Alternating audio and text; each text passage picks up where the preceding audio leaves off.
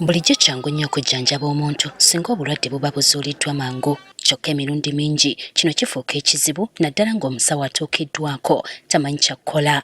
Wano kwe kufuna omusomo gw'okutendeka abasawo ab'enjawulo ku nkwata y'abaana abaleeteddwa mu ddwaliro okufuna obujjanjabi. Okutendekebwa kuno kuyimbiddwamu omutwe aba Bethany Kids era nga kutegekeddwa ku ddwaliro li Uganda Matters e Ibanda. Abasawo mwe baweereddwa obukodyo obw'enjawulo okwekebejja endwadde eziruma abaana. Tulina ekirooto okugenda mu malwaliro agali kumpi n'embalala nga tutendeka abasawo, abazaalisa, bannaasi abakolegana n'abaana oba abaddiringa n'abaana abakazaalibwa, tubawe okutegeezebwa oba tubategeeze oba tubayigirize ensonga oba engeri gye basobola okumanagingamu conditions ez'abaana abakazaalibwa eza emergency. Aba Bethany Kids batubuulidde nti bakizudde ng'endwadde nnyingi mu baana zirema okujjanjabwa olw'ensonga nti tezizuulwa ng'obudde bukyali. We encounter so many cases with their birth defects or congenital malformations picked later, meaning that they will be managed later, and when they are managed later there are lots of complications because of the delayed intervention. So we want them to be diagnosed early, managed early, and transferred to the setup which can handle them early.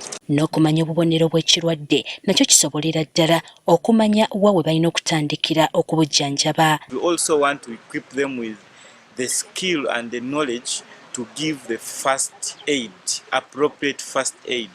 Some children are identified early, but if they are not taken care of properly during the referral process, something can happen and the child gets complications. Okutendekebwa kuno kukoleddwa wamu n'olusiisira lw'ebyobulamu abaana abali mu 30 mwe balongoseddwa endwadde ez'enjawulo ku bwereere. And most of the children that we've had what we call patent processus vaginalis, where you find the track left by the testis as it's going into its scrotum doesn't cross. So most of them were coming with congenital hydrocele and congenital hernias. So those were roughly 24 cases which we managed to work on. Others had an abscended testis. Those were 2. And there were other cases that had severe forms of hypospadias, which were referred to Mbarara. Abamu ku bazadde abaganyuddwa mu nteekateeka eno batubuulidde nga bwe bamaze ebbanga nga tebamanyi kyakolera baana baabwe oluvannyuma lw'okuba nga tebalina ssente z'abasabibwa kubalongoosa. Took her to the hospital. Actually it was a clinic, but after reaching there the nurse had told me that we are going to pay $45 to treat her, and I had to know that all money that I kept on working.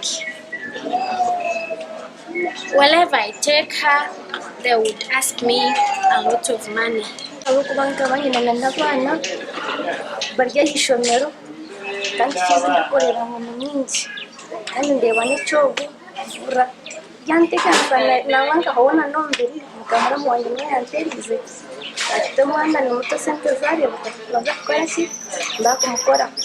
Aba Bethany Kids bagamba ensiisira nga zino bakyagenda nazo mu maaso mu bitundu by'eggwanga eby'enjawulo.